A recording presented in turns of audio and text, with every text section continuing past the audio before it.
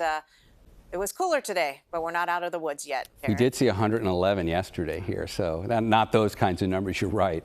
But 111 broke records in Livermore yesterday. Got a 10-degree drop today in Livermore, Concord. Most places did get a cool down. I showed you today's daytime highs a moment ago.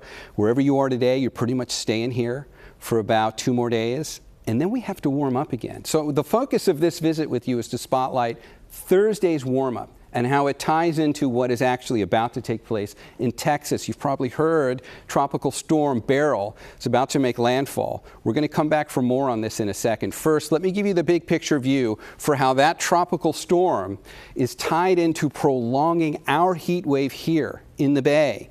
We've got to really go to the big picture. So here's our globe. And if you take a look over towards where Texas is, especially that coastline where Corpus Christi is, you kind of see the cloud mass right here.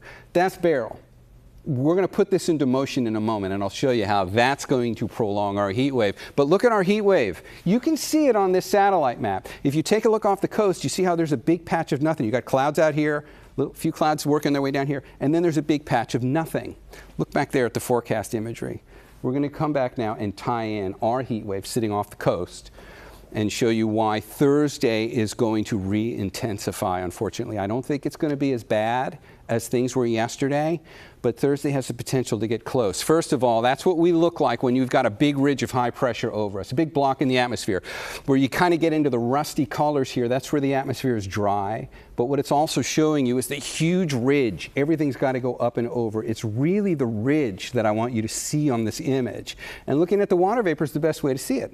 It's stationary. It's blocking all the storms in the cool air, and it's just pushing down on us with all of its dry, heavy, hot air. If we bring in the bigger picture, you can see where Beryl is out here. You can see a total different color scheme, way more water vapor in the atmosphere. But that storm is so impressive that it's got a large impact on the steering mechanisms on the atmosphere around it. And that's how this is going to prolong our heat wave. We'll come back in for a closer look. We'll watch Beryl. This is going to make national headlines tomorrow. It is a tropical storm. There's going to be a lot of storm surge issues. It's likely going to come on in between Corpus Christi and Houston. And that happens about 1 in the morning, 2 in the morning our time on Monday. And then Beryl keeps going, and this is where the interaction happens. So now we've got this huge mass of energy out here on this half of the country, which is putting the wave train in the atmosphere that wants to move from west to east. Everything just got put on hold. Because as Beryl moves through, it kind of bursts its way through, and it takes over.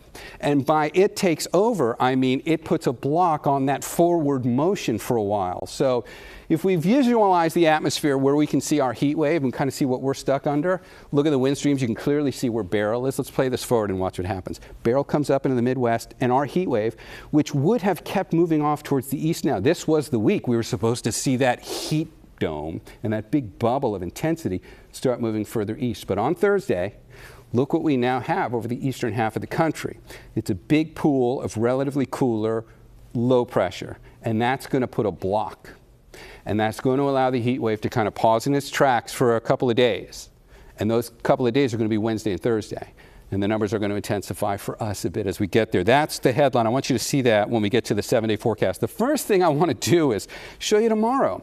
Because tomorrow, and this brings you to the forecast for where things are going to be in terms of Monday now, and they're almost identical to what you just did today. So if we look at tomorrow's daytime highs, you probably have to warm up a little bit in the North Bay. You got a whole lot of help today. Your temperature stayed like in the mid-80s in Santa Rosa on Sunday because you were getting a lot of cool air that was coming in through the Petaluma Gap. I think you lose a little bit of that influence tomorrow, and you have to warm up a bit.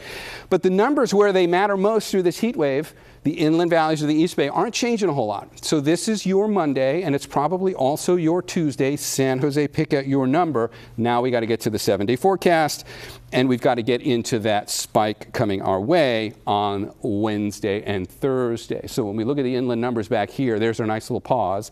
And then the re-intensification is going to happen here. Thursday will top out right around 106. Friday, things get a bit better. And then there is relief, thankfully.